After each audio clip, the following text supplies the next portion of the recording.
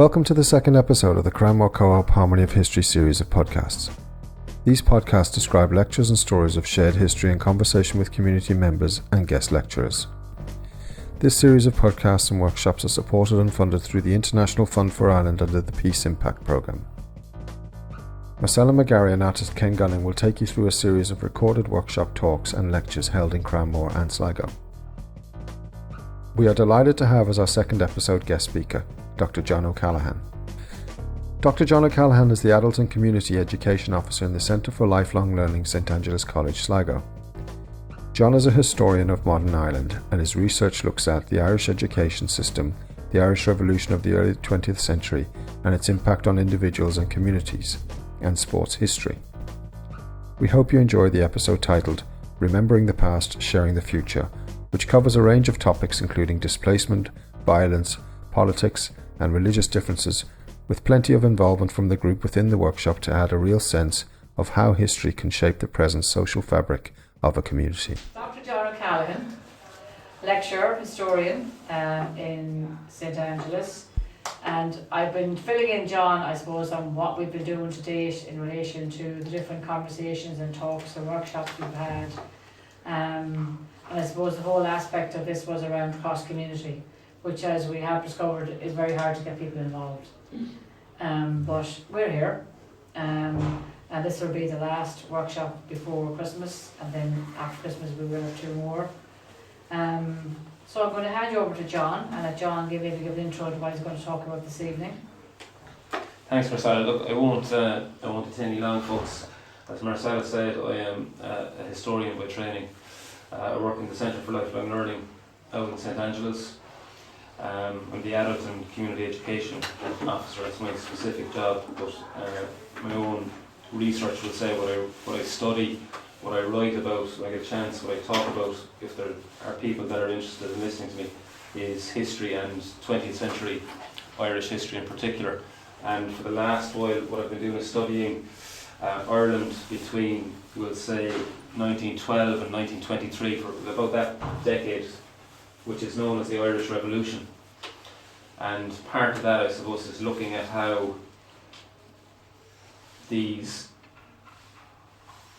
developments, which were international, affected communities in Ireland. So things that happened across Europe affected places like Sligo, like Cranmore and so on. And part of that, a big part of that, is probably relations between Catholics and Protestants as the majority and the biggest minority in the country. We had other smaller groupings of people as well, but for the main, how did Catholics and Protestants get along or not get along in various places? So I suppose one of the big things, and we won't get bogged down in detail now, but one of the big questions is, when you look at the census in 1911, and it tells us obviously how many people lived here, there and everywhere. And when you look at the next census in 1926, because there's no census in the meantime, why? Because you've World War I, you've the War of Independence, the Civil War, you've all of this tumultuous time. Between 1911 and 1926, in places like Sligo and in Limerick, where I've studied a lot and written about Limerick, there's this huge drop off in the Protestant population, which makes no sense. So the question is, why? Why did they all go? So there are a couple of obvious reasons, right? The British armed forces departed. So you're talking about an awful lot of Protestant people there and their families, and then all the business goes with an army wherever you go. All the shops and all the businesses that kind of tag along with an army, they're gone. So there's that, but it still doesn't account for everyone. So I won't, again, just give you an idea of Limerick, for instance, right? I know more about Limerick than Sligo. I won't pretend that I know more about Eve than Sligo. I don't. In Limerick City, about 1 in every 3 Protestants left between 1911 and 1926. And in County Limerick, it might have been something similar. So when you think about it, that is a huge proportion of people, isn't it? Just wondering, why did they go? What happened to them? Okay? And think about everything that you lose. You lose all the, you're kind of talking about business leaders and so on, you lose all the business leadership, all the skill, all the experience, all the acumen and the wealth as well, I suppose, and all the culture That's all gone, right? So who wins there? The people who leave, they don't really win. They didn't intend, if you'd asked them in 1911, are you going to leave the country, how many of them would have said so? It was their home. The people who are left behind feel isolated in the Protestant community, we'll say, to an extent, and people in the south, would say around Sligo, down the country, Protestants who are left in this new country feel isolated just the way that Catholics in the north did at various points, you know.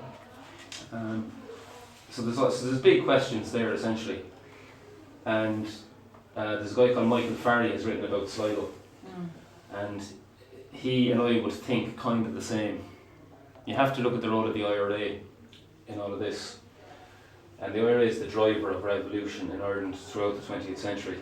And an awful lot of time when there's huge change like there was in that 10 years, part of the motivation, I suppose, is violence. It does have an effect, whether we like it or not, in changing policy in some instances. Okay? Now, so was there a Republican agenda or a Republican campaign against the Protestant community wherever, in whatever locality in Sligo or Limerick or anywhere else? I would suggest that there wasn't. But that, give you an example. In 1922, in April and May 1922, and again we won't get into who was right and who shot who and all the rest of it, but down in West Cork, which would have had a fairly significant Protestant population outside of the military and so on, in the space of about a week, in April, May 1922, there were 13 Protestants just in West Cork. I don't know if you know it, right, between Bandon and Dunmanway, out there. It's just kind of west of Cork City, about half an hour out the road, right? In the space of a week, there were 13 Protestants shot dead. By the IRA. There's lots of questions. Look, by Republicans or by someone who was taking advantage of a chaotic situation. But whoever shot them, we'll just say the IRA had a role, certainly. But if you're a Protestant up the road in Limerick or up here in Sligo and you hear about this, you would be terrified. Yeah. Rightly or wrongly, understand, humanly, like, you would be, and like, so we can get kind of caught up in worrying about the IRA and so on, but if you are afraid of something, like, how do we measure how afraid somebody is of something? How can you get inside somebody's head? We can't, like, but isn't it just logical and understandable that a large proportion of people would flee from, try to protect themselves, try to protect their family from what they consider to be a threat or potential danger? So they're the kind of questions that I'm trying to answer. And historians, we can only do so much, I think. We have to try to, I try to do a couple of things. I try to be fair to everybody that I write about. Most of them are dead. And if no one else, people might not be interested in them anymore. And there's certainly no one to speak for them now. So I try to be fair to people is the first thing. Whether they're on that side or the other side, or I don't know what side they're on. And it's not just enough to be accurate. Like, you can write accurately about someone, right? You can write a list of facts and tick, all of these things happen, they're all true. That doesn't mean you're being fair, because there are so many grey areas, aren't there? There's so many things that are black and white, you know?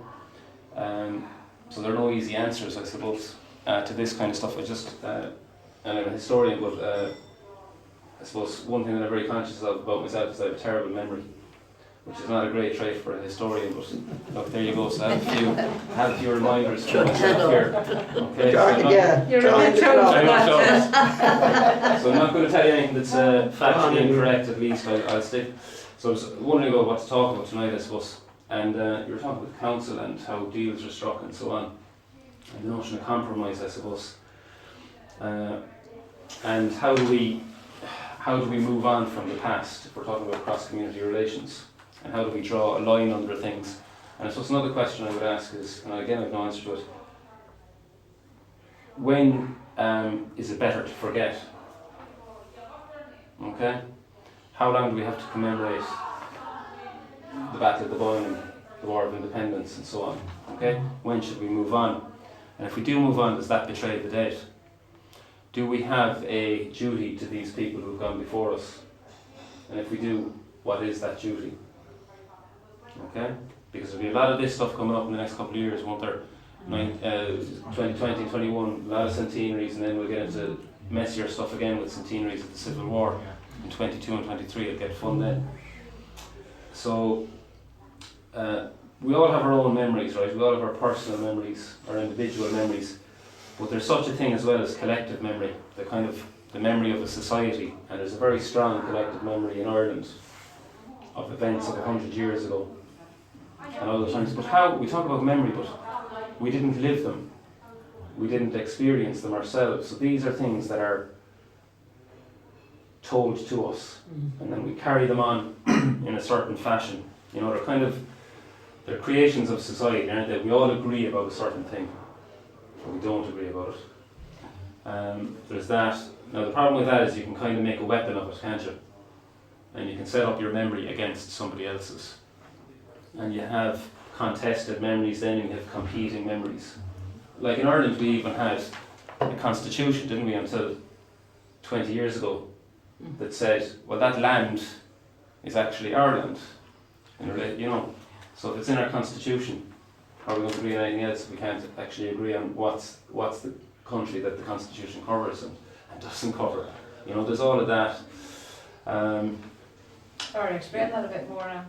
Do you remember Articles 2 and 3 of the Constitution? No. What they said was that the territory of Ireland is all of the island. Yeah. And it just ignored the fact that there was a border and that Northern Ireland existed. So there was a claim, the Republic of Ireland, it was Irish Free State from 1922 to 49, the Irish Free State, and then the Republic of Ireland claimed jurisdiction over the whole island, which clearly was not the case. And its territorial waters, right? So that was there were Articles 2 and 3 dealt with that. And it wasn't until 1998, after the Good Friday Agreement, that the Constitution was redrawn to recognise the border, essentially, and to say that,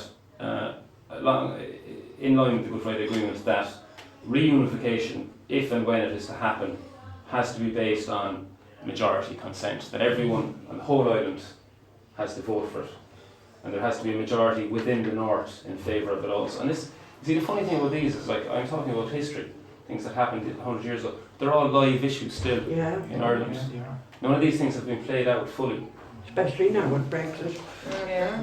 That's a whole different ballgame. But history is at the heart of it, and the way that lies, I would suggest, were essentially told to the electorate based on deliberately flawed readings of the past, you know. So that's like, this is why I think history is important. Because if you control what people think about the past, you can control what they think about the present, and then you control how they vote. Essentially, this is why politicians are interested in things that happened 100 years ago, because they still influence people now. That'd be my contention, I Can I suppose. come in there? But it might be another point from history to try and learn. Now, the world as a whole is very poor at this, to learn from the mistakes of history. I mean, a lot of wars were the mistakes of history. Yeah. And we don't seem to learn from our mistakes. We don't, and like, we're very, we take for granted our peace, I think. It's not that long since World War II, you know, and we take for granted the good, whatever you think about the EU, we take for granted its contribution to peace and stability in this area.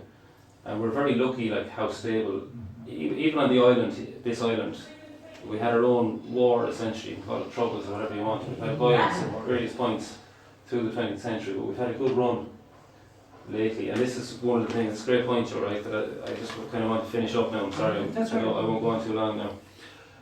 Just on the this whole question there of... about that, you know, the thing you said there, John, about, you know, how we use history to kind of nearly... History can be used for its own purposes. Division. Yeah. Oh yeah. And I just think, you know, that for me, in this project and trying to bring these different communities together in Sligo, it's been very difficult. And I suppose I have the question for myself is, why is that? What is it in Sligo that people from different religious backgrounds, different groups can't come together? I wonder, is it different here than anywhere else? I don't know that it would be, because I think people are too busy. They haven't time, like coming to this meeting. Look, there's only a handful, and there's at least 10 in our club that should be here. Yeah, yeah. And that's just our club. People are too busy, they can't be bothered. Well, they're too busy, but I think the second thing you said Not being is bothered. more important Yeah. for the simple reason they can't be bothered. I just don't feel like going out tonight. Yeah, I'm not going to put myself out, you know, Yeah. where I would always say, well, I promise yeah, I will yeah. try and make it. Yeah, But yeah, well, the that's majority of people, Say it and don't mean it. unfortunately, they just say, it's, you know. what- don't mean it on the top. And I'm too busy. Now, I would know a lot, or that will say, right, I'm involved with our hall and running it all, Yeah, you know. yeah. And a lot of the people that's doing anything, they're nearly there every night. They're And people. the same people, and the same people you're hoping might get up off their backsides and do something, Yeah, are still sitting, yeah. you know, and Like, that's the same in every parish. It's not only, Yeah, it is. it's, It's Irish parish, yeah. There was a meeting though over there in the Presbyterian Hall now, and like I was really impressed. Remember that, Yeah, you Mary? told, yeah, yeah. And there was at least 40 people there. So like, you know, yeah, but that's there was, that's the act of retirement. yeah, but Yeah. there was 3 topics there that day. The guards were there, there was a nurse there, and the fire brigade were there. All 3 interesting, you know. I mean, you learn things that you kind of didn't exactly know. So you can bring people together, but you have to really work very hard at it to get them together. I'm like, and I don't disagree with you, but I still think that there's something about gatekeepers in Sligo, that people kind of protecting and keeping that division there. And in my mind, I question, why is that? Why are we like that as a society and as a people? it's a hangover from Last old night. suspicions. Well, no, you see, the Yeah. society has changed so much. Big time. If you go back to when I was a young fella, I'm 74 now, but you played football up the field. Yeah. End of story, Yeah. It didn't matter, yeah, that's right. you know. We made our own fun. Now, Yeah. now Yeah. you get up this morning, every one of you has multiple choices Yeah. as to what will I do. When it comes to the evening, do I watch television, do I go to the pictures? We never got to a pictures Never. Yeah. until We didn't I was know. able to go in myself, you Yeah. know. Pay for yourself. So, you know, I don't even want television anymore. Television is a thing of the past because it's now Netflix. Yeah. Yeah, that's right. And it's all the, so I society Yeah. is, Would you say, Albert, so that it's not even cross-community relations, it's just no, community, it's just community involvement, that's all it's all. yeah. It's in every walk of life. Yeah, and I just give you an instance. Christmas is coming up and every church has a carol service and all that. Yes. And our church doesn't have a choir. So they decided along with Callery last year that they would do a small choir and sing 2 or 3 carols in their church, and when we were having ours carol service, sing in our place, right? So it went grand. This year, clergyman announced that Monday night we're going to have the joint thing again. There was 22 turned up.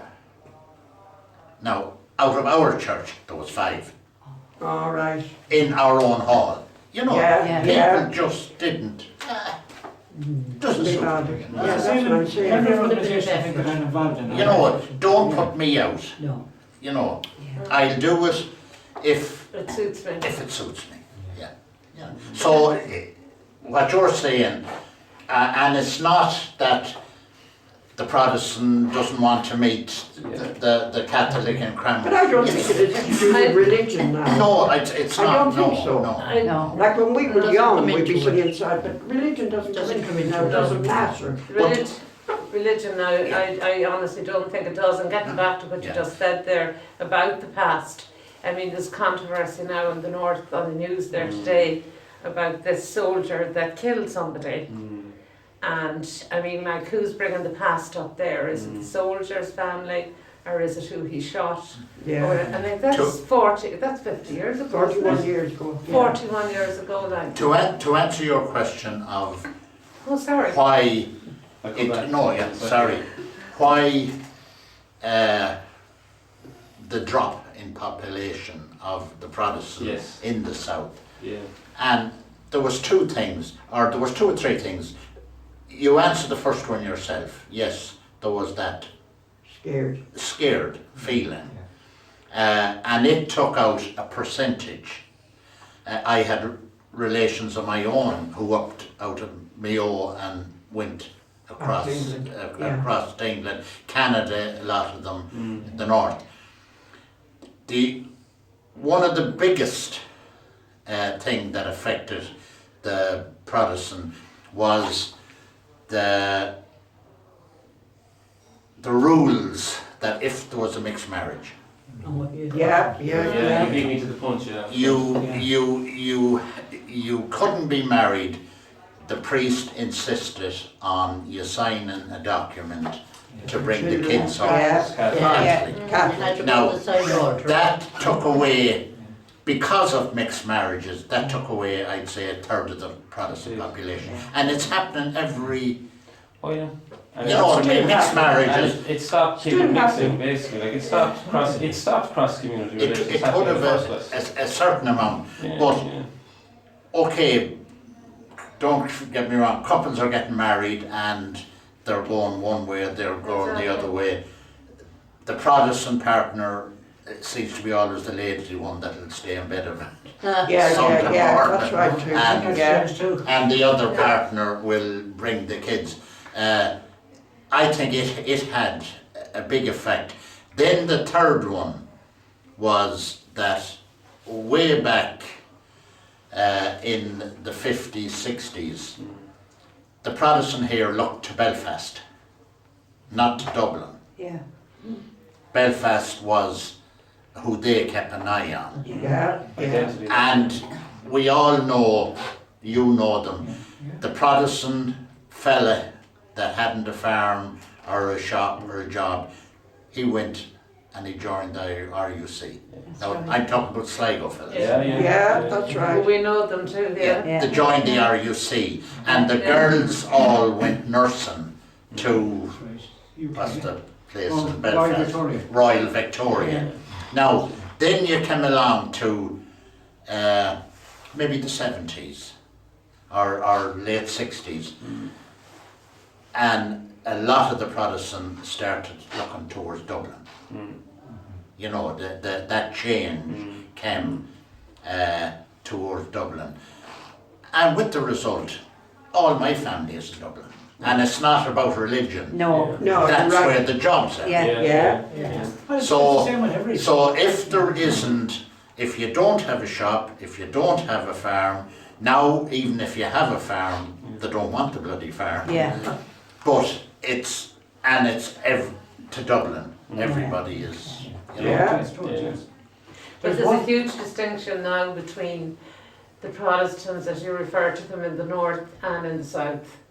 Here they don't think the way they do in the north. Oh, I agree. I had my father's sister married a fella in Belfast.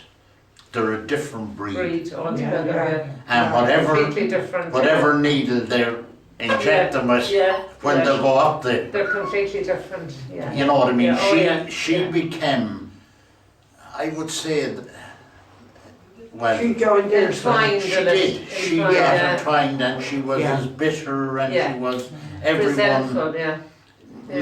Even she fell out with all her family. And in the end, I was the only one that I had to take her down and keep her. She died. Fell out with them all, but she had that. We used to say, what do they inject with them? Exactly. Hatred. It's a hatred. There's one thing I want to ask John here. They're different. You said at 1 and 3 in Limerick. Would Limerick have been slightly different than the rest of the country, because you had the Limerick Soviet which was a major influence on Limerick. They had to declare the Soviet Yeah. in 1922, wasn't it? 1919. 1919. Yeah. I don't think it would have affected. I think what I'm trying to say is, would that statistic be a national skewed. figure, close enough national? I don't know. Do you know what's interesting actually? The couple of counties where the biggest proportion of Protestant people left were counties where there wasn't an awful lot of violence. Places like Mayo, Galway, certain places on the western seaboard, which suggests that it wasn't necessarily the IRA that drove people out through fear. It might have been economic reasons, you know, it might have just been a sense of cultural isolation, all of these things. Where the Soviet might have come into it was that some of the big business families in Limerick were Protestant, and campaigns like Cleves, you know, the big creameries that they used to, what they made was sweets actually. They made toffees and sweets. Two for a penny. So they were, they came in, they left Limerick eventually, you know. Something that we didn't mention was just talking about factors, I suppose, that make people feel isolated here. This is a quote from our friend Yeats, right, in 1925. It is tragic, he said, this is in the Senate, he was a senator at this stage. It is tragic, and he's talking about the banning of divorce in 1925. So divorce is banned in 1925. It had been here. I don't believe it. Oh yeah. What was, yeah. Oh, I I never So it didn't always, hear that. because it was always in British law, which was Oh, right. Irish law until 22, we'll say. 1925 it's banned. And Yeats says, it's tragic that within 3 years of this country gaining its independence, we would be discussing a measure which a minority of this nation, his community, considers to be grossly oppressive. So if you're a Protestant and you have no problem with divorce, and it's banned in 1925, Yeah. and it stays that way for 70 years, you know, it's not very welcoming, is it? You mentioned business owners earlier, right? Just a quote here, up to the 1950s was that most firms were known as either Protestant or Catholic. So there would have been a general awareness that, you know, the managers, the big, like the Bank of Ireland, Guinness, Denny, Arnott's in Dublin, Jacobs, all of these.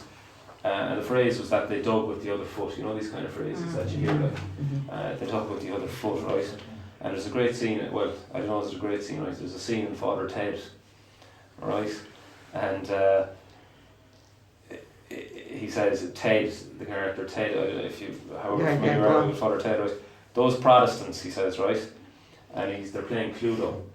Okay, you know, the kind of the board game, and there's the murder mystery. Yeah. And one of the characters is Reverend Green. You know, the Church of Ireland would say in this context, Reverend, right? Because, oh, those Protestants, up to no good as usual. Alright, so it's just this, it's kind of funny, but it's kind of like just a sense of like, Indeed. we're a little bit, you know, we're a little bit kind of, it's all good humour and whatever. And if any of you watched, there's this comedy on, it might be BBC now, and it's set in Derry. It's called Derry Girls. Derry Girls, right? Somebody watches it here. So, yeah, somebody knows it. So, like, they're talking about, and this is Derry now, so the context is a bit different again, but they're talking about, and they're Catholic teenage girls, so talking about, you know, this kind of thing, like, what's your sense across community relations? So they say, right, the idea is that, like, the Protestants are kind of mysterious, even in a mixed city, you know. So the way they describe it, Protestants, they like flutes, okay, they're march bands. They don't like ABBA. Yeah. I'm not sure where that comes from, right? They don't like ABBA. And they keep their toasters, they keep their toasters in the cupboard.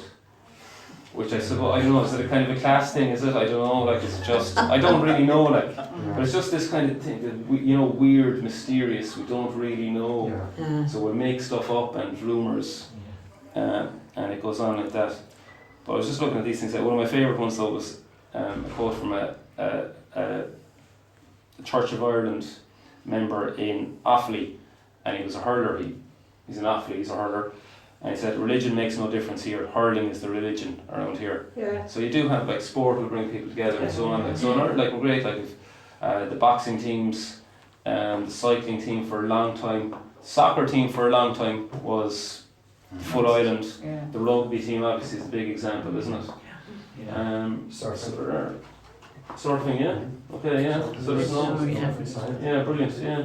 So like, sport is can be a great uniter. Cricket, always. Yeah. You see, one of the things, and I'll always remember this uncle that was in Derry, and he was on Derry County Council.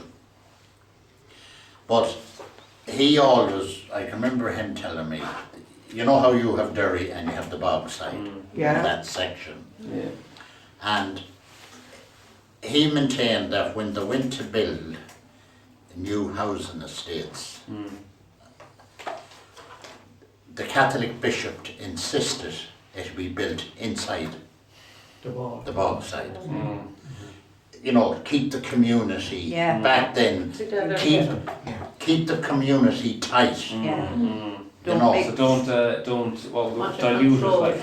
Don't that's the word. And a lot of, I'd say, well, the same thing happened possibly in Belfast, and it was done with the Protestants in Belfast. Keep them tight.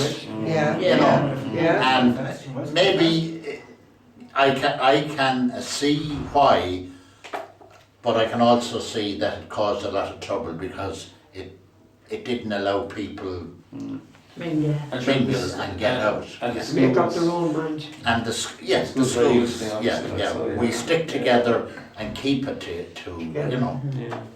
Keep us apart. Keep the Catholics from that crowd. Well, I suppose if there's, and I suppose one of the problems down south here now, because we Protestants are so small, that it is opening a little bit now, but for the last 30 years they were inclined to Closed. Closed. for that's right. You had to do that. Yes, that little and that mentality of that's why I was always looked as an outsider. Because I was always looking outside. Okay. Yeah, but I think though that now, with all the trouble that's going on in the world, religion is playing a vital part in it. Like you have Methodists and Presbyterians and Catholics, and all of the Christian churches, they're all trying now. They're coming to unite together to stand up against the persecution all over the world of Christians. No matter what denomination they are, they're being slaughtered and killed because of what they believe in, and I think that had all to do with ISIS and that sort of stuff that goes on.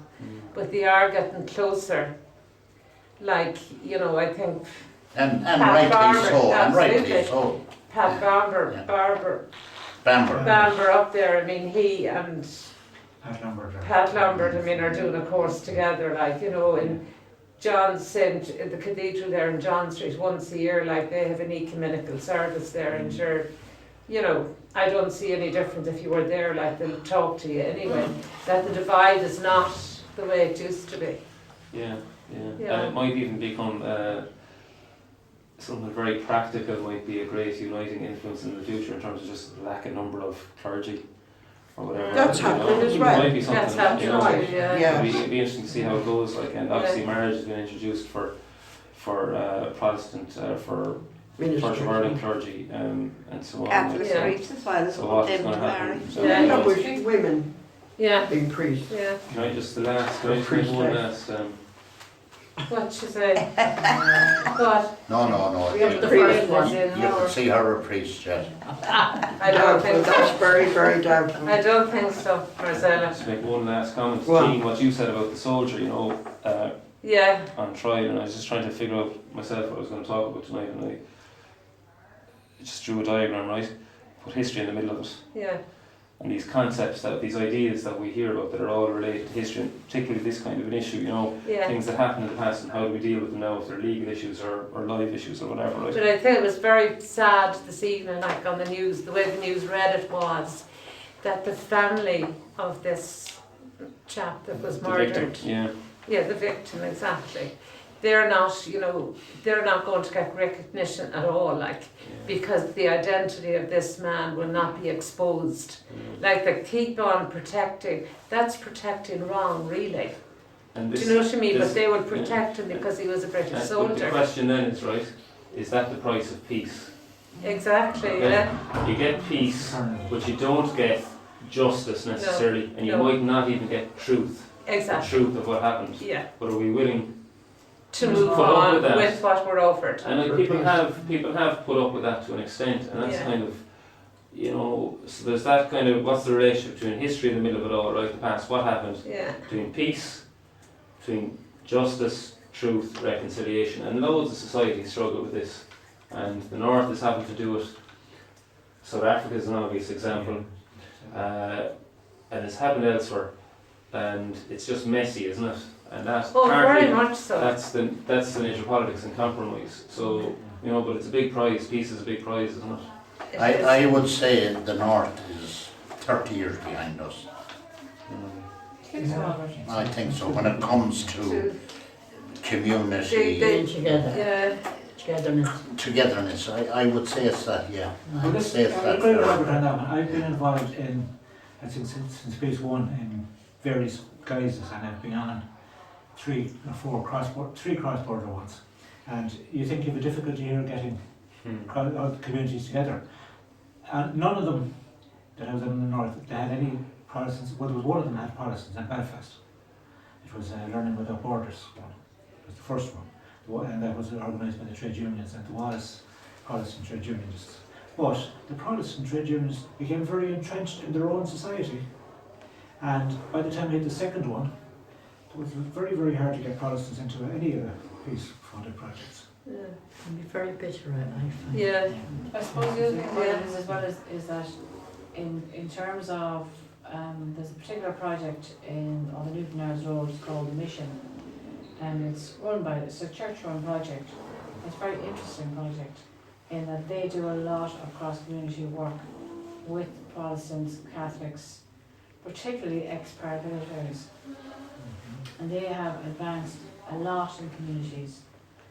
But it's almost, I said this to Dave, it's like a silent advance, that it's not really verbalised, it's not really spoken about, and I suppose I find that quite disquieting in a certain way, because why shouldn't you vocalise that? Because it's a very positive thing. It will affect and affect their families and their children, and in the hope that the next generation, that they wouldn't carry that bitterness with them, and that there could be a change, and there could be a thing like moving on, not forgetting, but you can forgive, you know. And I always think of that man Wilson up in Enniskillen. Oh, yeah. He was a powerful man, you know, Absolutely. and how he spoke and the way he said it. And, His daughter. you know, but yeah, losing his daughter, and then the effects it had on his wife, and all of that. But he proved to be a very powerful medium in all of that.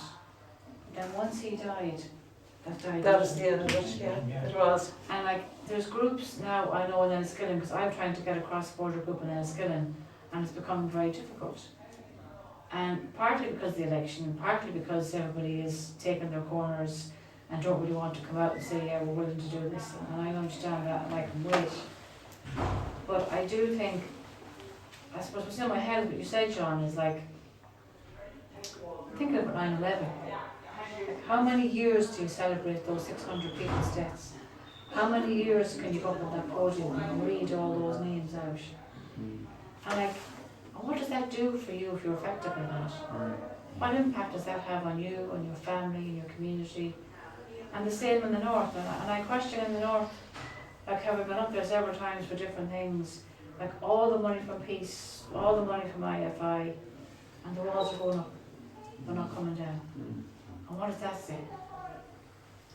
So it's a very interesting thing, you know, and in terms of like rewriting the Constitution around the Good Friday Agreement, and the amount of disagreement around the Good Friday Agreement, and that for all the people who agreed with it, were a lot of people who didn't. And henceforth then, you have a divide in the IRA, you have a split, you have all that going on, and that's still going on. That to me hasn't healed. And it's becoming entrenched, and it's getting bigger and bigger and bigger. And now you have the whole talk about United Ireland and all that stuff. And I don't know, I think people I talk to in general think, the first question they said is, can we afford it? Do Yeah. want it. Yeah. But also being up the north, people say there's no NHS up there, Marcella. So Yeah, you know, we're it's a talking- very We're interesting- talking about, we'd say, I would agree, I think the worst thing that has happened in the last, we said since Brexit came in the last 12 months, is suddenly, United We're- Ireland. So it's very dangerous. it isn't the time to mention it, because whatever hope you have of coaxing your neighbour above, that maybe if they stayed with us here in Brexit, that we'd have a better, but to start telling them you're going to be a United Ireland Yeah. before the Yeah. first thing, Yeah. Gone. you know, and every time I hear them, it annoys me. The other thing, I suppose in the last 10 or 15 years, I've been involved in about 3 of these reports that was done under the peace thing, you know. And this is the first one. All the rest, after I spoke the first night, I was never invited back. Because all they wanted to hear was for me as a Protestant to say I was victimised. And when I was saying, no, I was treated the same as everybody else. When I was growing up, there was no difference. I played with neighbours, I delivered milk, Didn't matter. Yeah. but there was always the 4 or 5 at the meeting They wanted you to be the who was, who had something on their shoulder, bitterness. And that's all that ever went into those reports. They didn't want to hear me saying, Yeah, everything was all I right. didn't see any difference, Honor me. and I think it was a kind of a mistake. It was given a false Yeah. picture as Yeah. to what Yeah. we Getting were. back to Marcella there, what she said about the 9/11, I can hear what you're saying and I can understand why you say it, but 9/11, look what we have now. 9/11 started this ISIL thing, and it has creeped in and creeped in. You look at Syria, you look at all of those countries.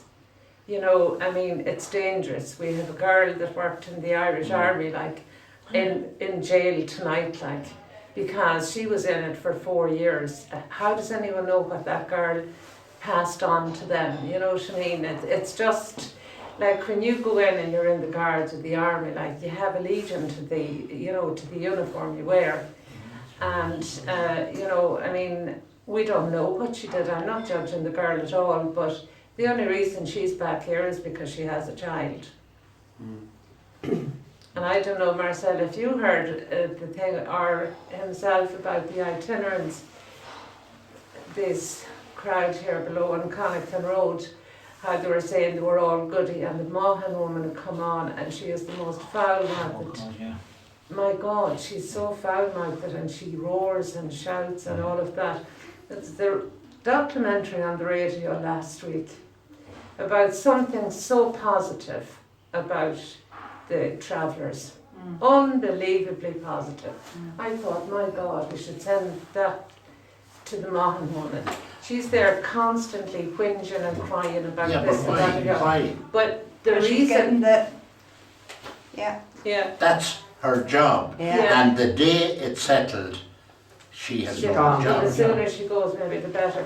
But this was over in Galway, System. and they Yeah. had this. They were travellers, and they couldn't get jobs and all of that because they were travellers. I mean, the usual thing. But this fella came on, he said, I left school when I was 15. And he said, it just wasn't for me. But now he's encouraging everything belonging to him in his family to go to school and do the junior and leaving cert and all of that. And he caught my attention. And they have started up a business, a booming business below Galway, mattresses. They recycle so much of the do, everything with the mattresses thing.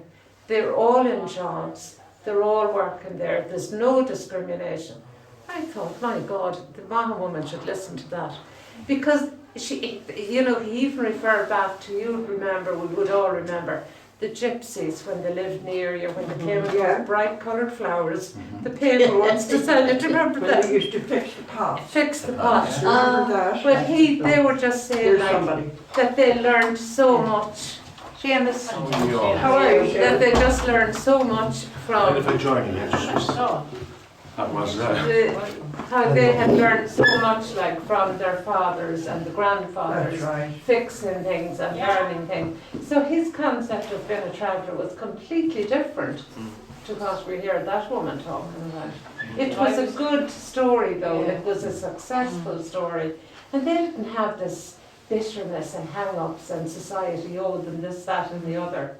You know, I was listening to a programme a few weeks ago, actually, it was on Radio 1 on a Saturday. was that it maybe? No, this is No. a different one. Yeah. It was about actually Republican and what do you call the other side? Loyalists. Loyalists, Prisoners, right? In McGarry prison. Right. And the guy, he was an ever so posh English guy. He spoke now, hot spot up his bum, never mind in his mouth. Oh my God. I was like, Genie Mac. But he went into McGarry to do an 8-week programme of writing 20 years ago. And when he went in, the warden said to him, took one look at him and said, he opened his mouth and he said, oh. He said, well, there's so-and-so in that wing. That's where you can go, you can't go anywhere else. And this is why. So anyways, he went into the first person anyways and said who he was. And your man was a Republican prisoner. And he said, you know the best thing you can do is go fuck yourself and get out of here, he said. I'm not listening to you, you pompous English bastard. That's what he said to him. Right, right. That's my first introduction, he said. So I went to the next guy and it was equally as bad. And the third guy was equally as bad. And the fourth guy was like, oh, I should just sit down. That was the start of it. So we did this 8 weeks writing programme with these particular 4 men. Yeah. Who eventually began to build some kind of a rapport with them. Report, yeah. So from 8 weeks he spent 20 years working in McGarry prison Yeah. and built up a rapport and a relationship. Relationship, yeah. Taught people how to read, Mm. got them counselling for their traumatic experiences as young people and men. What they went through when they were in the troubles and were in war, and how some of them got out, got training, some of them have got jobs, some of them would come back in again. But his thing was, you know, that there is always room for reconciliation, Yeah. there's always room for improvement, and there's always room for the fact that different factions can come together. Yeah. But the first time he brought the two sides together in the prison, Yeah. he said he came in, he was horrified. The prison wardens come in and they come in their riot gear. And he was like, no, they were standing firm, they were going in with the riot gear. So he said, what am I going to do? So he went into the men and he said, listen, we're doing this, I'm just telling you, these guys are dressed, they're suited and booted here for World War III. That's not going to happen, is it? And they were like, I thought we were fucking coming together to write a book. And he was like, exactly. So can we ignore them? And they're like, oh yeah. And it never happened, he It said. never happened again, yeah. But if he felt if he hadn't gone in and pre-warned them Yeah, of what was coming, there would have been. that they would have had their backs up Of course and they would gone have. at each other just Yeah. because it was expected nearly. Exactly. But because they had been kind of, they weren't together every day like that or every week, but No. because they formed a relationship and had They an lived out for each understanding. other then. Yeah, Yeah. and he said 2 of them left the same time from the different sides. Now he said they never met publicly, Yeah, they would text. They yeah, might ring the odd yeah, time, do yeah, you know. yeah. So, but his point, he was retiring Yeah, and he's writing a book about it, do you know what I mean? Yeah. But it was really powerful interesting. documentary. Oh yeah, Do you know yeah. what I mean? Yeah, some of them In programs are terms of brilliant. how people can come Oh yeah, together, they can, you yeah. know. They It was can. on Dock on one in David, was it? Yeah, but I do think was it, how long ago was it? it's about 6 weeks ago. But I do think there's a thing as well about forgetting history. I do think that's in my head what you were saying there. It might just be better for us in some ways. It might put me out of a job, Sorry, You should Seamus, write books. you're coming into the middle of this conversation. I'm trying to pick up the trade, right? Give me a minute. What was the name of the book that he wrote? He He's writing it. Oh, He's he's writing writing it. it. Yeah, he's going to That'll write be it. interesting. It would. Yeah. It would. So we're talking, Seamus, about I suppose connections, community, history around going back to 1919, 1923. Protestants, why Protestants left Ireland, why that happened, where they went. John, anyways, John, you can, but that's, and then we get into another conversation about, it's kind of. One thing I didn't add is, and it would have had a big effect too, the Protestant family was always 2 kids or 3 kids. Yeah, that's right. Yes. Yeah. Yes. Yeah. Smaller numbers. We're small, Yeah. yeah, small. And the girls always knew how to make great jam. Oh, absolutely. Yeah. Yeah. Oh, Well, they yeah. were brilliant. So do we rewrite history or do we bury it? And with tea on that. Well, No, you can't bury Yes, it, you have you to can. remember No. Go it. on, Seamus. You learn from it rather than You- bury it. Yeah, yes, that's right. Unfortunately, we don't learn very well. I would always say, and I would say it to anybody or to my kids, never forget where you came from.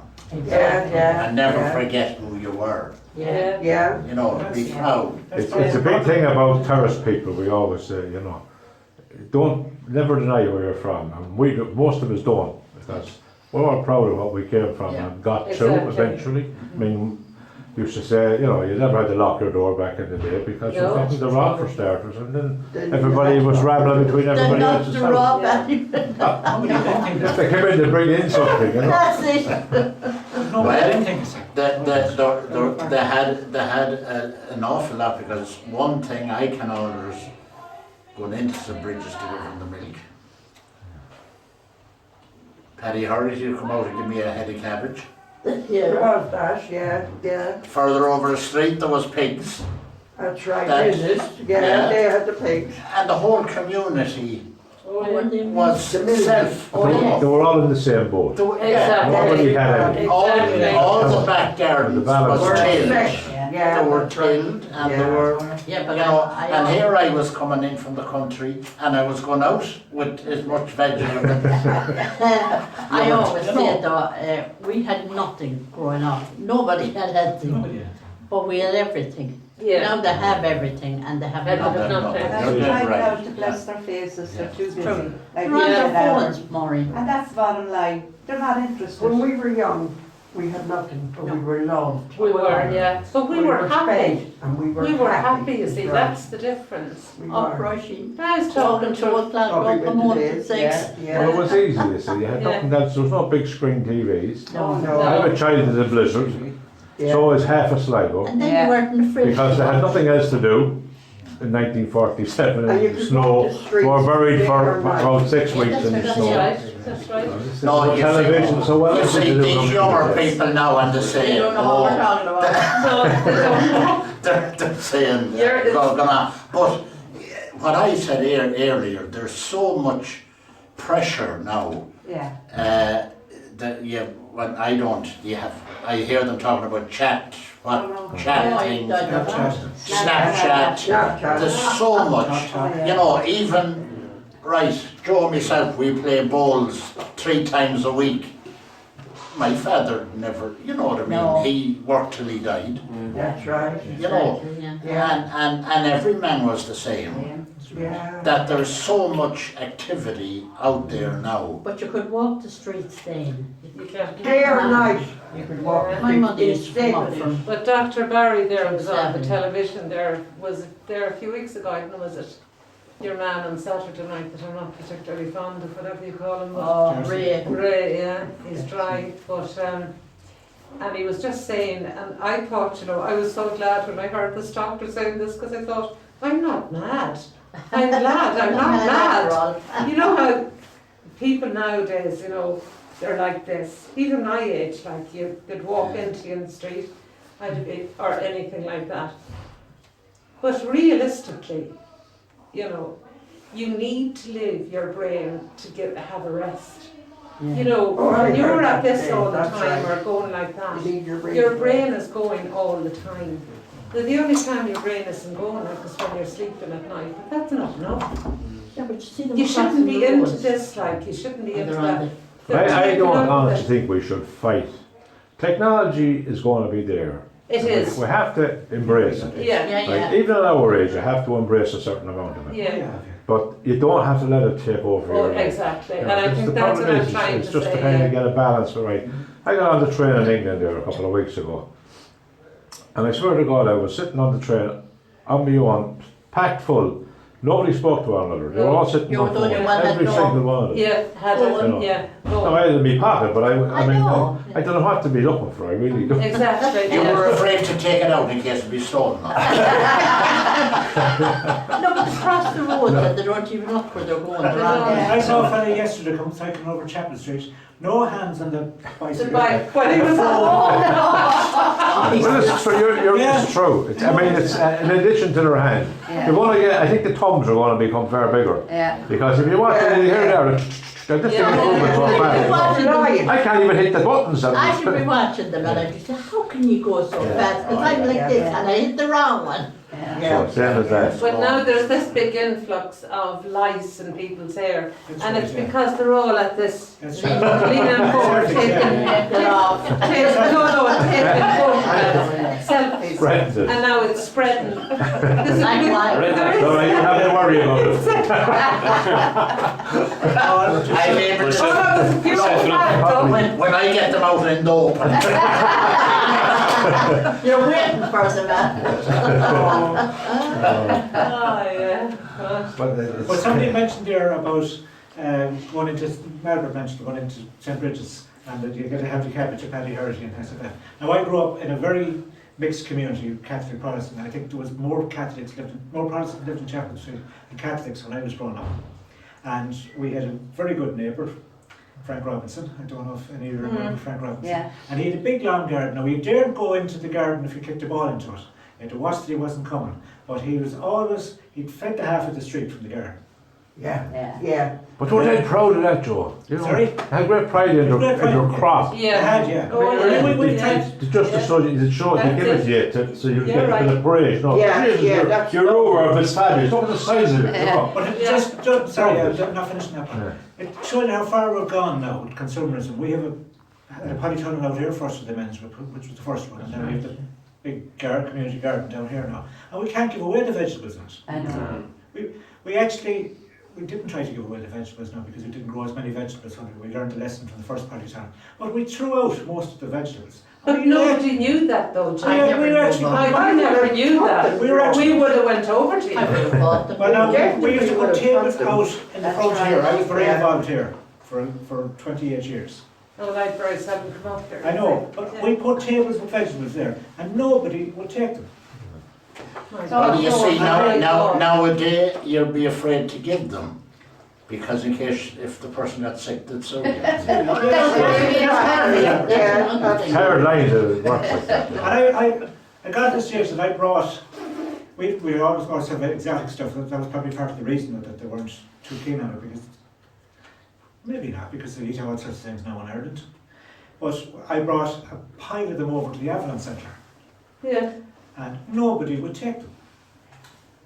Oh, God. Must remember, Joe, the Avalon Centre is old taste. Well, I know it's old taste, yeah, but Very hard to introduce the likes of the. even the people now that are working in the centre now, there's a big scheme there. There's about 25, I think, on the scheme there. And I thought some of them would take it. And some of them, there was a hole in the top of it, you know, the number of walls was there. Nobody would take it. But years ago, there was, and I might have to, you might remember, down High Street there was it the Miss Lytles, or there was a little shop. Yes, Mr. But Light. when I was a young fella, and I grew lettuce and scallions, and you could go into, there was, every little shop would take, and you could sell. Yeah. I don't believe there's one shop in Sligo will buy a head of Well, lettuce. you know where or there's a can't. lovely garden? You know where there's a lovely garden? I go out the Bundoran Road, right? And you know Donaghy's farm on the right? You go up by that, and just when you get to the top of that hill there, there's a farmer's yard in there.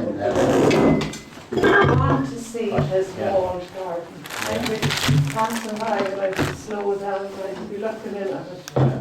Sorry, so anyone want neat, coffee? and the richest That's one. the name. Oh, I I tried know to well, think of I his know. name, and I can't. And you know, he drove the ambulance for years. That's right, yeah. Yeah. You want to see his Casey. You Yes. want to see his oh, Did you say coffee? Yeah, coffee, please, is that right? Yeah. It's small, really tasty. But back then, you know what I mean, I know, I made me pocket money out of that. And anyone that came in with a dozen of lettuce, they'd buy them off, you Yeah. know. Who else wants a coffee?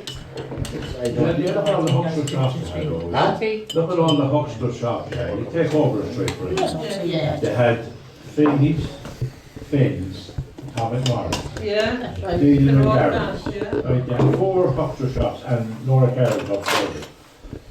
And then Dolan's on the hill. They all bought that stuff. You can't buy it across anymore.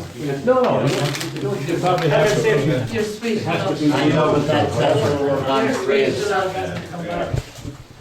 I had to get a phone call every year to go over to the fire station to take the apples off the tree. Oh, it's a tree in it, yeah, still apple There's tree. a fabulous apple tree in it, and planted this, since I was on the brigade, it was planted 25 years ago. And nobody will take the apple. You know, so it gives me a call when they're falling down. They come over and take a few of the apples away. They go over and get a bag of apples, you know, just to have I them. mean, the general do. They won't even steal them anymore, you know what? You wouldn't have We didn't know. What was there with the article when everyone out to Gibraltar? Yeah. What was that? There was- was it? Wiley's. And we'd be all Used to buy the the apples and yeah. We'd go in there and buy the was apples. another one. James Dan had an orchard. Remember James Dan? But they're not going out to Gibraltar Wine then. Street. James Dan had a grocery shop. Sorry, that's dangerous. You know where Cool Kids? Yeah. Oh, yeah. Where O'Hara's Bakery is in Wine Yes. Street. Wine Street. That was James Dan's shop, and Tony Reddick had it after that. That's right. That's my choice. Before that, it was on the corner, yeah. That's my choice. Well, there was no road down there, of course. No, Cool Kids is down in the, one on the corner, which will be probably O'Hara's now. That was house by No, that was choice. James Dan's. James Dan's there, and there was. Yeah, that's what it Chip shop next door to that. James Dan's. That's what we said. He lived in, down, across the place there down the Cape. Oh, we went to Bison Hall. Penn At the Street. side of the street, you know, you come down the back of the station. Yeah, down there. yeah. What's the name of that road? What's the name of that, Joe? The back of the station is, yes, is it? No, No. that's the other That's side. also, Behind Union Street. behind the banana Union store. Street. Union Street. Union Well, Street. he lived there and had a row of big houses there, and every house there had an orchard, Had a guy, yeah. and we used to fleece it. Oh, I mean, Yeah. and they had pears, you know, Yeah. serious orchard. yeah. Well, you'd be killed if you were caught. We had And beautiful, Of course it we was. had beautiful chairs and apples in the you'd be church. running all over it trying to escape. Yeah. Where there was a fun of robbing it. Oh, it was. My brothers used to rob Jesus, our thank you. own orchard, Well, because they weren't net cake any.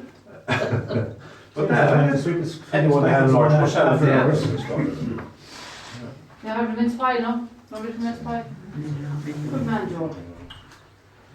So yeah, so Seamus, we've That's had a good, series thank of you. different Thank things you so going on for the last couple of weeks, and very interesting conversations, very controversial conversations, but all good. Controversial. Me, controversial, never Seamus, I know. That's the same, it wouldn't be in your name. No, all Seamus. I can never figure out which twin this woman is. What will it is? Wait, the twin. And Bert Heddy with the stick My about, sister. he'd be a Heddy over the carrots. What's controversial about that? Yeah, we're very alike. Everybody. Were you the one in Lady and Connolly Street? Thanks, man. It was her, was That it? was Nancy. Yeah, She had a wee shop in Conley She Street. had, Yeah. yeah. Chocolate biscuits there as well, Mary. Seamus, you have a cup of tea? Well, made a coffee there, Seamus, actually. There was a coffee made there. Someone, No, I like it strong. snatched it. You see, anyway, you said people won't take it. There's only a handful of us here to That's fuck all. with. They're coffee. All right. Is this coffee? John, do you ever listen to the just hot water? history podcast on BBC? Yeah. The odd time, There was a very interesting one about, this week's one is about Montbello, and you book on Montbello. Oh, yes, yeah. Interesting one. Read a review of that one, yeah. It's a bit nasty, is it? Or Well, it's not Well, technically if it they was. have evidence for the What the hell, yeah. yeah, well then fair enough. So, Well, yeah. that's in your property. Yeah, I didn't know that stuff about him, you know. Really not? No, I didn't know much about him. Yeah. But were you saying, John, about there was some people killed down Grangely or something? Yeah, out where I live, out past Grange, in October 1920, there was an ambush on an RIC patrol. They were going from Cliffany. Oh, what's RIC now? Sorry, actually, the Royal Irish Auxiliary, the police. That's the one you did. So they were bringing prisoners from, they were going out, they got a call that some farmer, a loyalist farmer, I don't know if he was Catholic or Protestant, that his cart had been damaged by the IRA, and they did it deliberately because they knew then the police would be called out, and they knew the road that they would have to travel from Cliffany. So they set up an ambush, and there was 4 policemen killed. So the centenary of that will be coming up. And I live right pretty much where it happens, so I'm just kind of interested to see, will anything happen? Like, I'm kind of thinking myself, should I do something about it? Apparently there was at some stage, there was a monument on the road, but it's overgrown now, which is a bit of a shame. But one of the interesting things was that the 4 guys who were killed, now some people will tell you there was 8 killed or there was this many killed, so that's another thing, like, but they were all Catholic. So the IRA was in this instance killing Catholics. So like, it's not what you'd always necessarily expect. That's because they were there at the They were RIC. already, yeah. They were in the old RIC as it's Yeah. naturally, so. Sidney Gallagher was one. So things like that will crop up, you know, and I'm sure there'll be things like that around town as well. Like, Well, there wasn't an awful lot of activity in the War of Independence in Sligo. no, it got a bit busier. It got a bit busier in the Civil War, yeah. Yeah, yeah. See, a lot of it is airbrushed out of history as well. I mean, when you think back at the First World War, people went out it. That's They right. left this country as heroes and they came back as Oh, yeah. hide away, Yeah. you know, which was a bit unjust. But that was the times that were in it. Yeah. Somebody, I think it was you, Mary, mentioned at the beginning when we were talking about politics. John Fallon was all his life in the corporation, Yeah, and that's right. in his last term, I think, that he became mayor. That's That's because he right. was in charge of the British Legion there. Yeah, that's right. And he fed most of the town. Did. The British Army. He was a great man. Yeah. He was never they wouldn't let him be the mayor. British Legion here. That kid that was in the corporation, he was never mayor until the very end. Yeah, even though he was Fine Gael, it would have been a Fine Gael town to a large extent. Although that was not He was, he's still a man of people, John was, think about it. And we're still a Paris guy, and I like to go. Do you know what though, like when you think about it too, like every year, it's like, same controversy about the poppy comes up every single year. I know, Yeah. it's It's kind of the ridiculous. tyrant, isn't it? Oh, Like, yeah, it's ridiculous. it's amazing. But I think it has changed, the attitude to it has changed Yeah. in the last Big 2 time. 3 years, big Yeah. time, yeah. Since the Since centenary of the Yes, since we started honouring the people who, Who came back and died. yes, I didn't come back. the attitude to the poppy has changed. Has. Now we've softened, like, in general, we softened.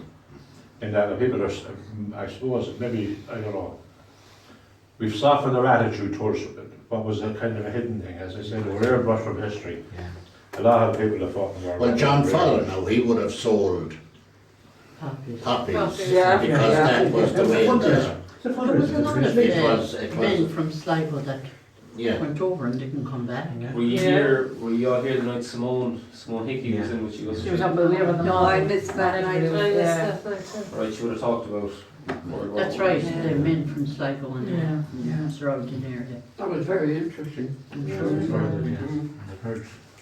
Actually, I got somebody it. around me today actually, I must say, I gave them Simone's details because they found a medal and a reference to their grandfather in an attic, not their own attic, somebody else's attic that they never had, and now they want someone to try and see The What's history the of that. what's the Brilliant, yeah. so I gave Yeah. on Simone, so like that another Sligo man, do you know? I got a box, you know this, it's quite what's the sound box, used to send them out to the soldiers in World War Oh yeah, they used to send about some cigarettes and Yeah, it used to be a presentation box. yeah. And I got one with an inscription on the inside, written in pencil, from Yeats, 1914. And it was a man by the name of McGarry.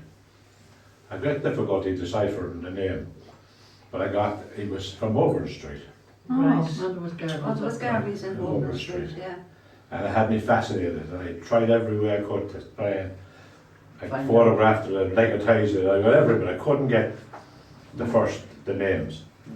And it turns out he was, I couldn't get Garvey because it was the way it was written, it was hard to decipher.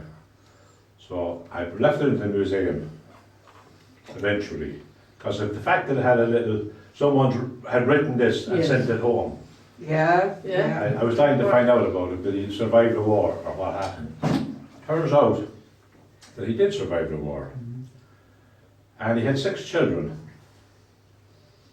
He was a professional soldier. He wasn't, he didn't just join up Yeah. For the war. for the war. He was already in India, he was in India, he was all over, he was round with the British Army. You know Danny Garvey above the head? Yeah. It was Danny's grandfather. Are you serious? Oh Get my away. God. As Danny rang me here a couple of weeks ago, he didn't know about this box. And someone must have mentioned it to him. It was in the museum. And what was not written on it is printed now beside us, so you can it's easy Yeah, to understand. And that's who he was. And Danny rang to see where they get it. And it was gone in a skip, effectively. It was honestly out in a skip, and the man that picked it up showed it to me, and I said, it had me That's fascinated worth really, something, yeah. It's not worth anything. So Mary was but saying it's here worth last week. having for Oh, history, yeah, you know. yeah. Mary was saying, Dr. Fiona Gallagher was here last week, and she was talking about the Cranmore and Sligo and about the old, was it independent newspaper? there was Champions, there was an independent, and there was another Sligo paper. Journal. Journal. Sligo It's a Journal. big- it's a journal. And Mary said that she had been working I was for this working over man. in Carl's house, or you remember Oh, yeah. Joseph Carl's father. St. And I was Patrick's looking Terrace. after him, Patrick Terrace.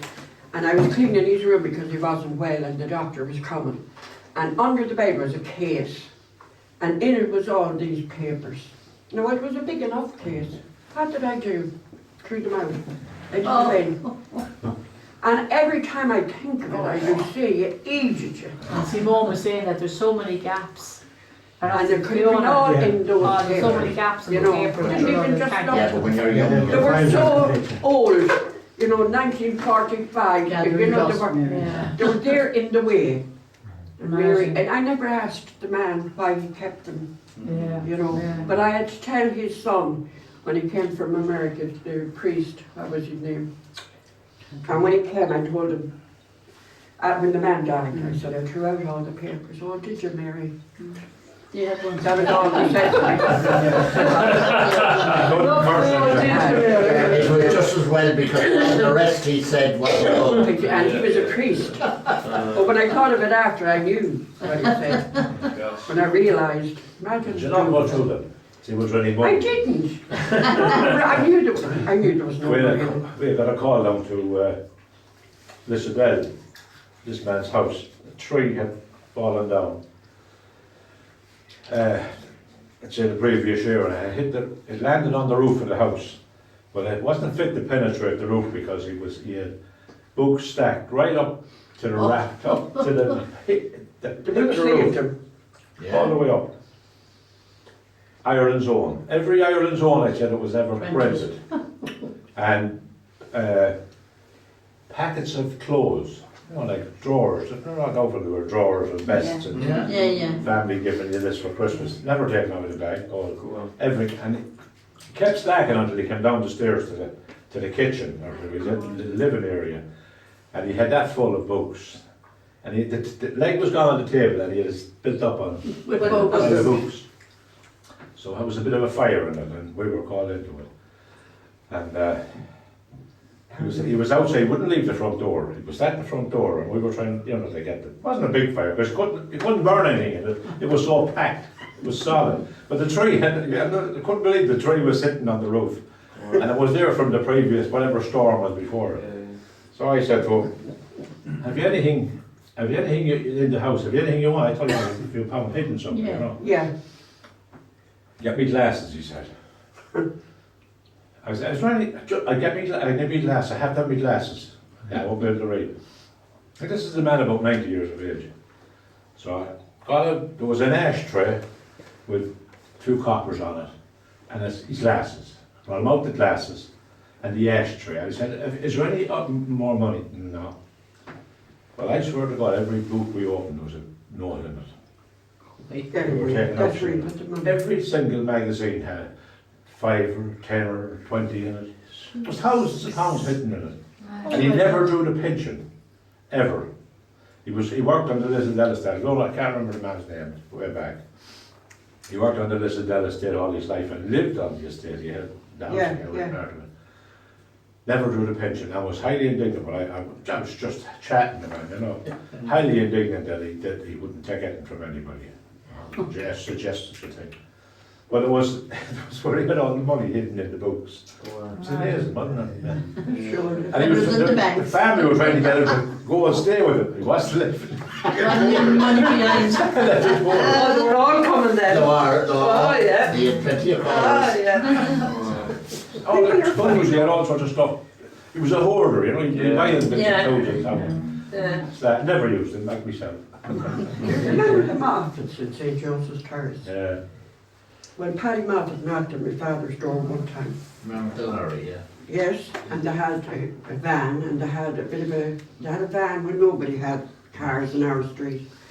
But he came to the front door. There was 2 girls and there was 3 boys. And there was one boy that always in the room. And he'd open the window and he'd ask you to go down to Breeze for 2 woodbine.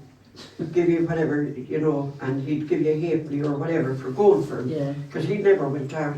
But Paddy Moffat came to the door and he said to Daddy, he says, do you know, he said, Pat, now the rules this time, we're kind of starving in the house. He said, we have no money. And Daddy said, sure, you have your pension. No, not one of them applied. They were all up in their 80s. Oh. Not one of them had applied for a pension, didn't know how to go about. Now they worked, you know. Oh, yeah. But here they were. There was one of the girls in England, but the other, Annie Moffat, was there. They wouldn't ask anybody for anything. They wouldn't tell anybody, but Paddy, they had nothing. They had a lorry, they had planes to go to the north. There was only one at the time that had, but they had nothing.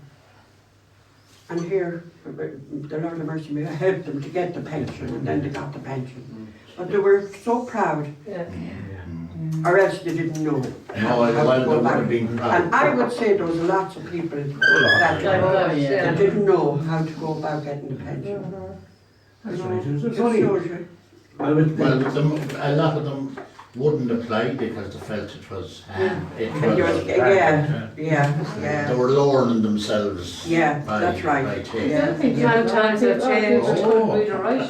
Yeah. That's right See, too. people can read or write, Yeah, didn't that's right. understand, That you know. reminds me, I was at the 50th anniversary of the Social Services today. They were honouring the volunteers, the Social Service. They always have a lunch every Christmas anyway, so I do a bit of collecting for them. But anyway, they had a little history booklet on it. It's just a short thing, reasonable set up. And it was really they started the information. There was a fellow called Michael Walsh who worked in the SBA. I don't know if any of you knew. He was the original tax expert with the Citizens, which is now the Citizens Information Service. But they had piloted that back in 1969. But it reminded me of a story of the pension.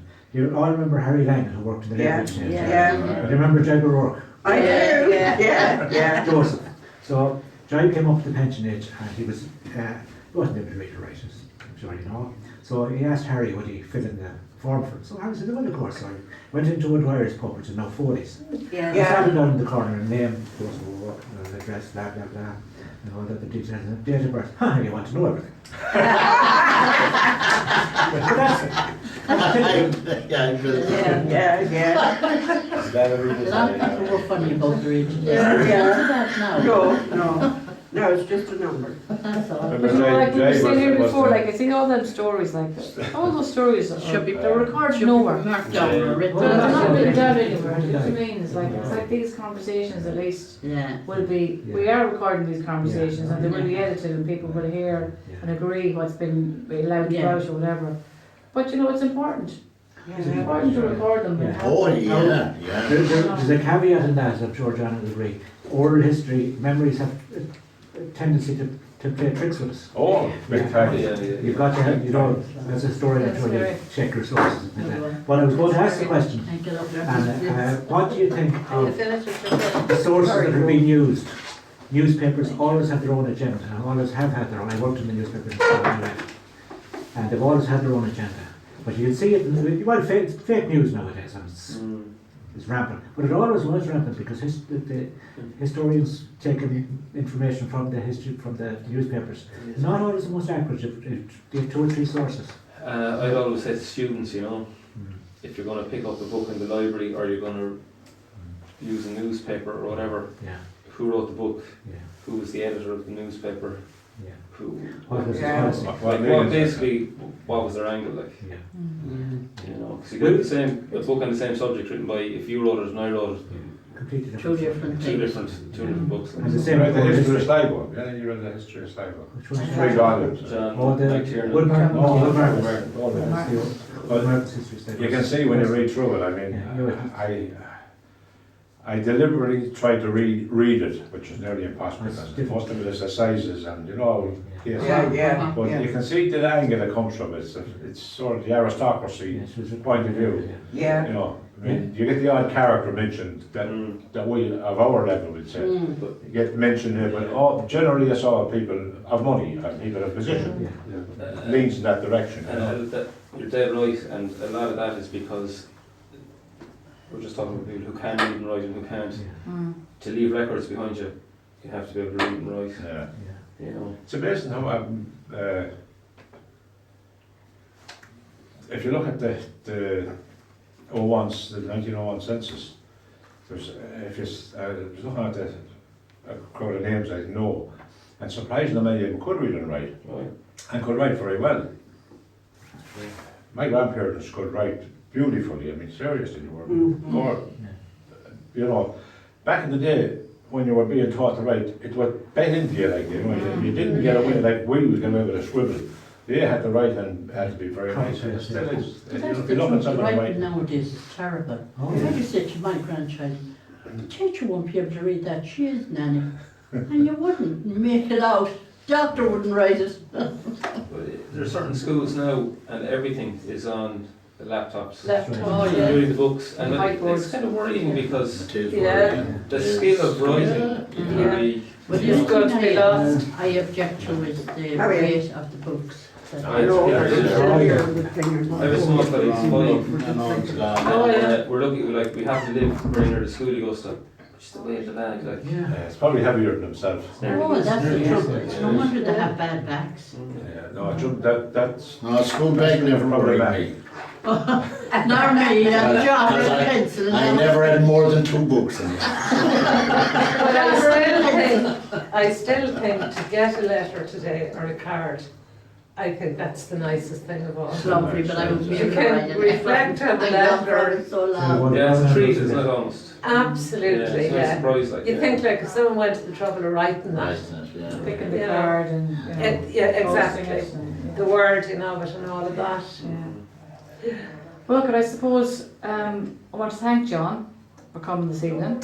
And thanks for the conversation, John. And I suppose your contribution will inform part of the podcast, obviously, and the conversation surrounding that. And I want to thank you for that. If anybody has any questions you want to put to John or anything else you want to... Well, you might inform us if the 100th centenary is coming up around down where you live.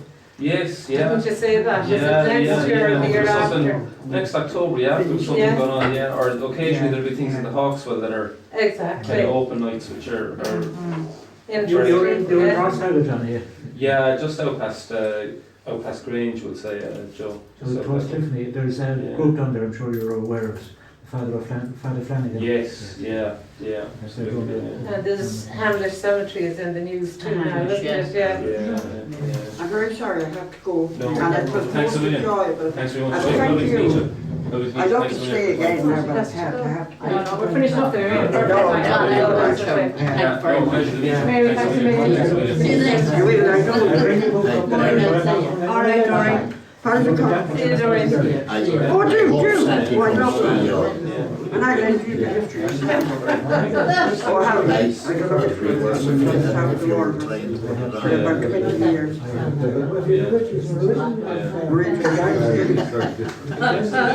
I just showed you. Good night, God bless. Night, everybody. Thanks a million, Tuesday. Mary, I hope Santi comes to you. He might have been, who knows? I was a bowl girl. Oh, Mary.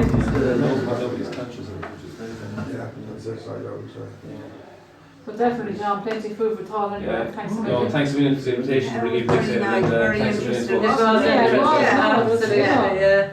I was thinking about it is if people realise that like it is conversation. It's not like somebody standing lovely. up lecturing you. Or, Oh no, it's you know, just very different, informative, yeah, friendly. you know. Yeah. It's easier because your mind, you can pick up stuff. You know, like someone says something and it kicks a memory on you. Yeah. Yeah. So you Yeah. remember back. Yeah, Yeah. yeah. And I was remember just before we kind of finished up, I was thinking about school. And I was the only one ever expelled out of the hill school. What did you do? I was Trying to record it again there. I was about 5, I'd say. Ah, you were on your baby. Oh, that's all right. Ah, The grandmother, we used to head off to England, you see. Mid-term, you know. oh yes, when you shouldn't be doing it. Oh, we shouldn't be going. Of course. Master Connington said to her that last time she brought me away, he said to her, if you bring him out of here now, don't bring him back. Right? Because he was getting a bit annoyed. This was about, Right. this is about the 3rd or 4th visitation we made over to England. Right. And so when we came back, she wouldn't go back up to the school, so I was sent out to No, St. Vincent's. Mammy or Granny? Granny. Granny. Everything. Right. So she wouldn't go up, so she was sent me out to St. Vincent's. That was all right, that was a big school, girls and boys in the one class. Biggest punishment you could get in school was to be put in with the girls. Because the worst slap was the bad of a rule. Was that, you know, the nuns. Yeah. If you were very bold, sit with the girls, you were well that much mortifying. Seriously. You were a big deep doo-doo if you got sitting with the girls. But we had to leave St. Vincent's at 10. In the morning. No, 10 years of age. Oh, sorry. You weren't allowed, boys and girls couldn't mix after 10. God That was forbid. kind of the thought. Hormones be floating around the place. Where's Holland? Now Phyllis, you know. Oh yeah. County Pack started. But I was to St. Mary's then up in the Valley. Yeah. So there was a gang was went to St. Mary's from St. Vincent's, and a gang split kind of between.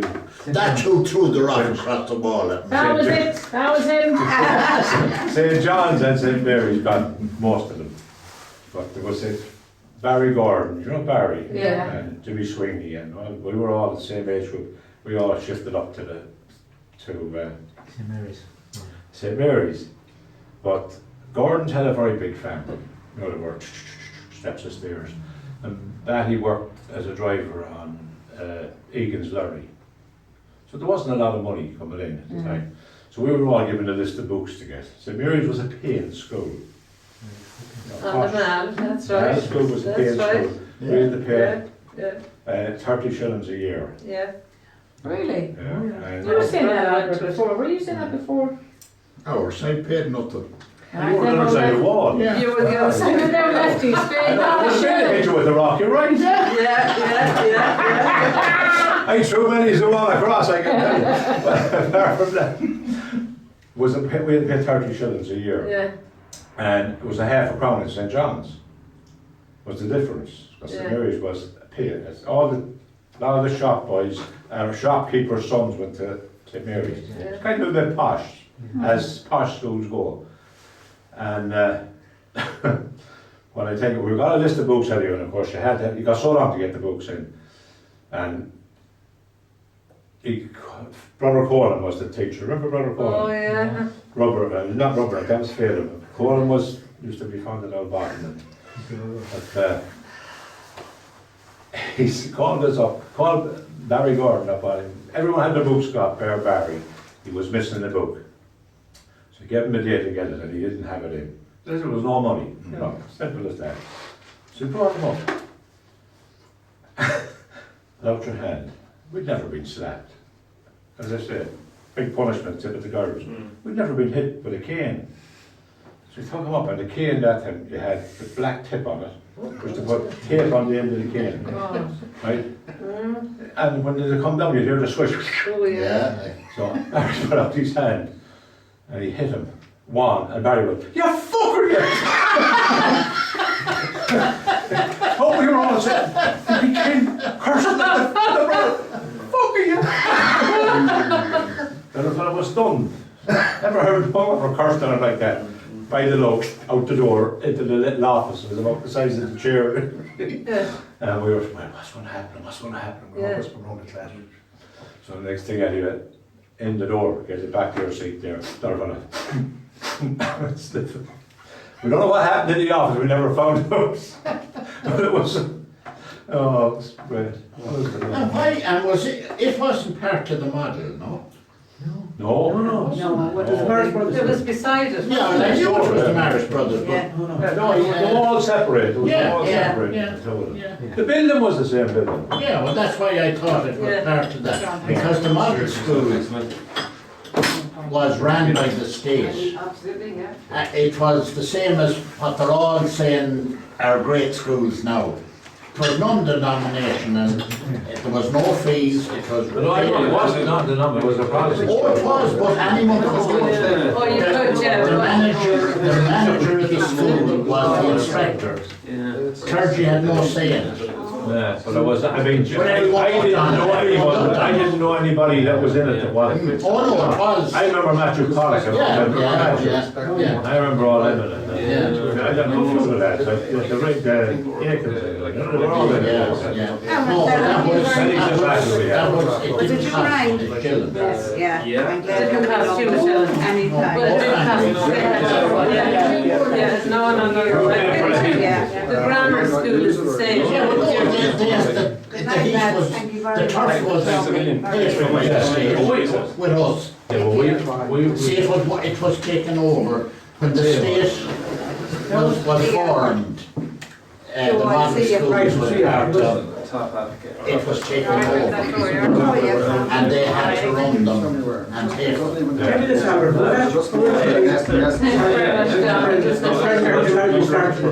much. I enjoyed it, and you too. Thanks a million. Okay, how's yourself? Good. You're minding her well. No, I'm not.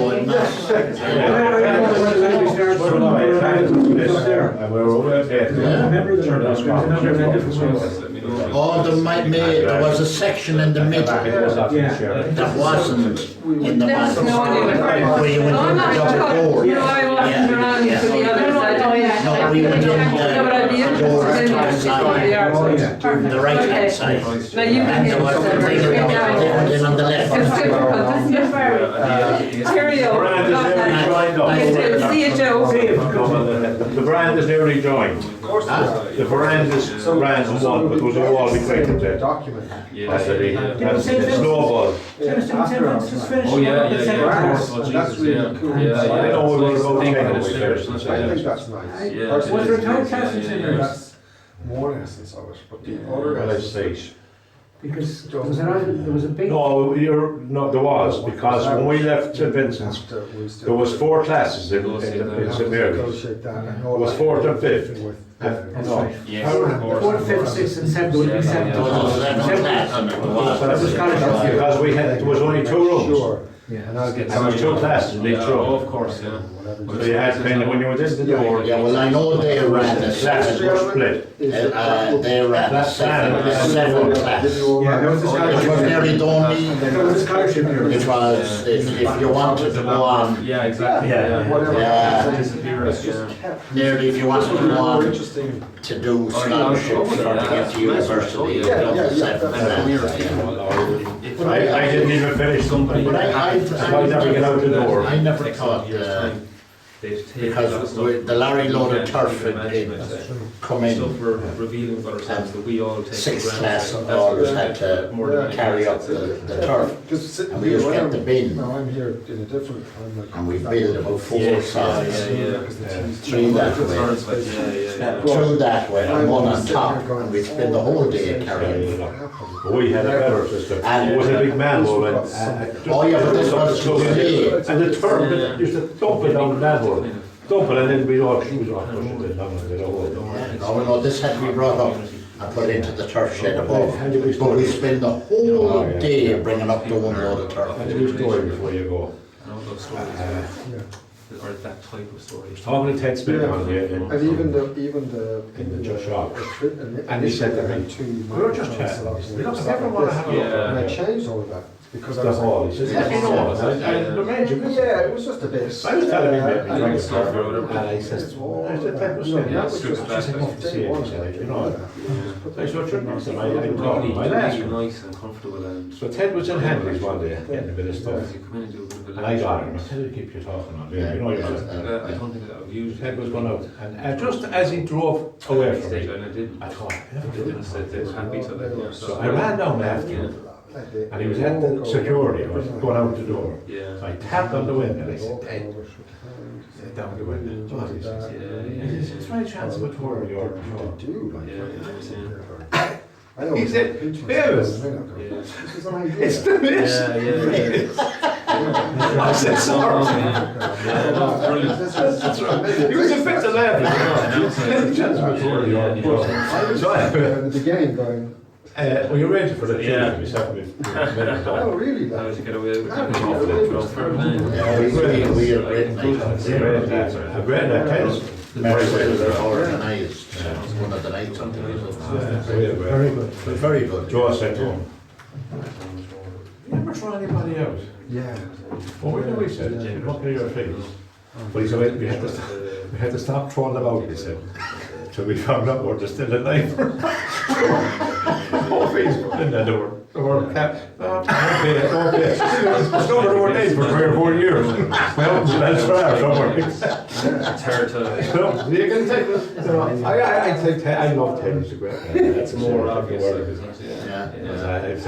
I've known Ted for all my life, I suppose. We're on the road, folks, but Nice no, gentleman. no, really enjoyed it. Cheers, man. No, it's just, Yeah, perfect. Yeah. they're laughing. What did we say? 700, lovely stuff. Sweetie, thank you very much. Yes, thank you very much. Were you in the fire? What did you do? Joe, thanks a million. Yeah. Nice to meet you. Thank See you. We'll see you in the new year. Oh yeah. I hope all goes well for your daughter. She's out of her by now, I'd say. That's For uni. Amazing. We had another incident here, Tat's house down your neck of the woods, down past Jordan's there. Yes. Go down past us. You don't turn off for Jordan, just go straight down and then you turn down towards our Holland. Yes. There was a Tat's house down there. Everybody living in it. They were living in their 90s, they said their brothers. Tat's was on fire, we were sent down. Actually, strange enough, it was the same day that the West Southern went on fire. Right. So we were taken from the West Southern and sent down to this patch. Yeah. And the boys were sitting outside. The Tat's burns generally slowly. It's just not a fast burning fire. It burns very hard to put out. Yeah. So two boys were sitting outside and they were trying to pull out a bit of fur to hear what we do it out. You know. So the two of them were sitting there. I'm off and I said, "Can Joe get the box?" And I said, "No, I can't choke on it." Up and in the front door of the shed. Came out with an Oxford box. Oh yeah. Yeah. Remember the tin Oxford box? Yeah. And there was 14 grand in the box. So I sold cartilage. Jesus. Yeah. But they're fun. They were fast. He was killing like a rock.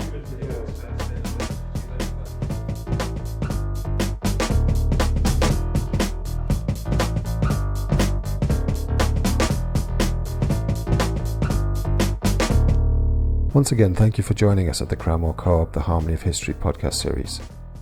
We hope you enjoyed Dr. O Callaghan's talk and found it interesting to hear the input from the community around the topics raised during the workshop. Our third episode will be released next Thursday, the 6th of May, and we hope you will tune in. Our guest will be local folklorist and historian Joe McGarry. Joe will be describing life on the island of Inishmurray off the coast of Sligo, and the displacement of the community in the 1940s and the effects it had on them. We hope you tune in again next week. Till then, take care.